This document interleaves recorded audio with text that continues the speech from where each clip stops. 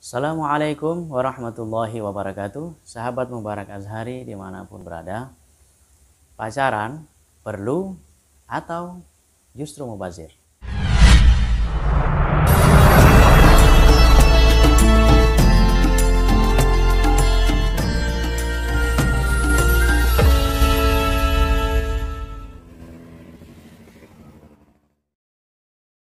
Pola pikir anak muda zaman sekarang sebagian ya. Jadi semacam ada perasaan tidak pede kalau tidak punya pasangan, tidak punya pacar, tidak punya teman dekat cowok maupun cewek. Bahkan status berpacaran yang dicantumkan di akun media sosial memiliki kebanggaan tersendiri bagi sebagian anak muda.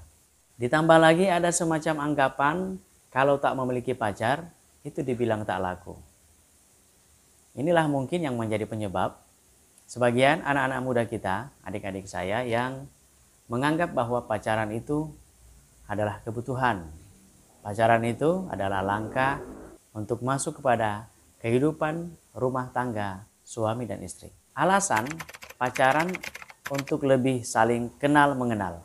Sebagian anak-anak muda itu menganggap pacaran sebagai media untuk saling kenal mengenal dengan pasangan. Apa benar dengan pacaran itu kita dapat mengenal lebih dekat, mengenal lebih jauh pribadi pasangan kita, selera dan hobi pasangan hidup kita? Ternyata sahabat sekalian rahimakumullah, tidak selamanya pacaran itu, dan tidak bisa dikatakan 100% bahwa pacaran itu bisa dapat membuat kita lebih kenal dengan pasangan kita.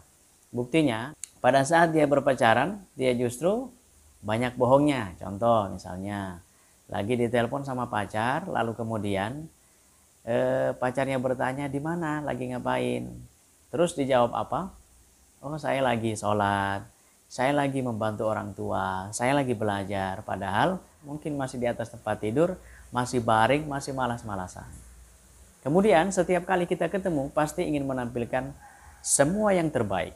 Hal-hal yang ada cacat dalam tubuh dan diri kita itu sebisa mungkin disembunyikan agar pacar kita tidak melihat itu. Akhirnya apa yang terjadi? Kita berusaha menyembunyikan kejelekan-kejelekan yang ada dalam diri kita, aib-aib tubuh yang ada pada diri kita, dan itu biasanya ketahuan saat sudah menikah. Di sanalah akan terlihat sifat-sifat aslinya, kemudian penampilan fisiknya.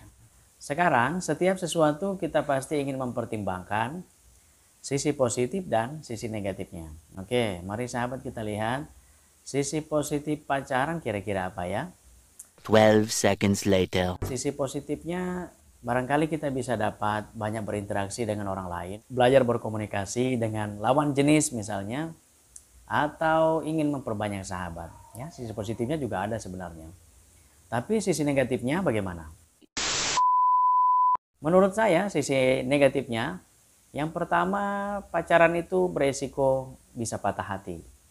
Nah, jika kalian tidak siap, mendinglah tidak usah pacaran. Dan pacaran itu ya baiknya setelah menikah, menurut saya. Menurut sahabat kira-kira seperti apa? Silakan masukkan komennya di kolom komentar. Lalu kemudian, menurut orang-orang yang pernah kami tanyakan bahwa ternyata setelah berpacaran, justru orang tua menjadi nomor 2. Nomor pertama itu pacar. Setiap masuk rumah untuk ngobrol sama orang tua itu seperti tidak ada waktu. Kemudian berkomunikasi dengan saudara-saudara yang ada di rumah juga semacam tidak ada keinginan ya. Selalunya ingin bersama pacar di setiap detik, setiap waktu. Handphone apalagi saat seperti ini, handphone tidak pernah lepas. Sedikit-sedikit lihat handphone, kemudian lagi ngapainnya si dia, lagi ngapainnya si dia. Seperti itu, bagaimana kondisinya. Sedikit-sedikit ya pacar kita lagi yang diperhatikan. Padahal di sana ada orang tua, ada saudara-saudara kita yang mungkin kita juga butuh untuk berinteraksi dengan mereka, untuk lebih akrab, kemudian dengan orang tua yang selama kita masih kecil dirawat, dibesarkan, dimanja, disayangi. Dan kemudian kalau misalkan kita lagi dalam jenjang pendidikan, menuntut ilmu, tentu pacaran menurut saya bisa membuat kita tidak konsentrasi dengan kegiatan kita belajar mengajar. karena pikiran kita selalu terfokus dengan si dia. Kalau adik-adik saya yang mungkin lagi masih belajar ya, masih di bangku SMP apalagi, kemudian di bangku SMA, masih kuliah misalnya, ya alangkah baiknya kita tunda dulu lah ya. Sebaiknya kalau ingin mau dekat ya pada saat memang kita ya sudah ingin dan sudah punya niat ingin berumah tangga. Sahabat sekalian rahimakumullah, pacaran sebenarnya menurut saya bisa merusak moral. Apalagi pacaran saat ini mungkin beda dengan 50 atau bahkan 70 tahun yang lalu ya. Kalau 70 tahun yang lalu orang-orang tua kita dulu pacarannya tidak seperti zaman sekarang. Zaman sekarang pacaran itu harus berduaan, kemudian harus misalnya di tempat, tidak juga harus ya, misalnya di tempat-tempat gelap, harus jalan sama-sama boncengan. Nah sekarang kalau sudah boncengan berarti kebanyakan berpelukan ya. Kalau sudah berpelukan ya sebenarnya kalau dalam Islam sebenarnya sudah tidak layak lagi, sudah tidak pantas, dan bersentuhan saja misalkan dengan wanita itu ada ulama yang menganggapnya haram. Apalagi sampai menimbulkan syahwat. Terlebih jika sudah berpelukan. Nah ini yang dihindari. Kalau kita melihat misi dari Rasulullah SAW itu kan datang untuk menyempurnakan akhlak manusia. Nah kita sebagai umat Nabi yang cinta kepada Nabi, sebaiknya kita perbaiki akhlak kita dalam bergaul, termasuk membatasi diri, jangan terlalu kelewatan, jangan terlalu berlebihan dengan lawan jenis.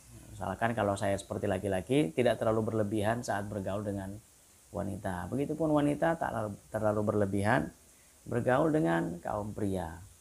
Yang dijaga adalah karena seringnya bertemu, maka akan menimbulkan ada sesuatu di dalam hati.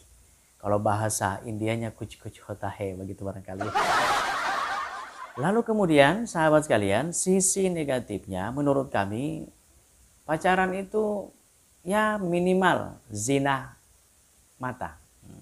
Karena setiap kali kita pandangi pacar kita ada perasaan mungkin bahagia, perasaan semacam ya syahwat lah gitu ya. Syahwat bukan berarti yang berlebihan, maksudnya syahwat, kesukaan, kesenangan seperti itu muncul.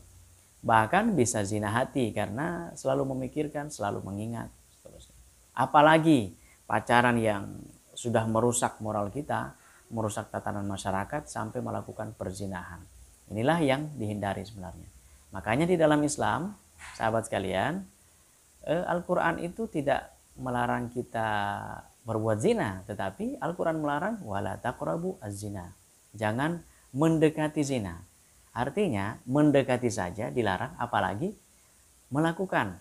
Karena jika sudah mendekati, besar kemungkinan kita akan melakukan. Makanya Allah Subhanahu wa taala yang mengetahui penciptaan kita, yang mengetahui apa semua yang ada dalam tubuh kita, yang mengetahui nafsu yang ada dalam tubuh kita, Allah pun memberikan rambu-rambu, jangan mendekati. Jangan mendekati. Ada yang berkata, sebatas teman saja kok katanya. Saya telepon-teleponan, SMS-an hanya sebatas teman, tidak lebih. Kalau sudah keseringan, tentu jenderalnya iblis tidak akan diam. Mereka akan datang untuk berusaha supaya hubungan itu bisa lebih jauh dan bisa lebih dekat daripada sebelumnya. Ini menurut pandangan saya, dan mudah-mudahan ini ada manfaatnya untuk kita.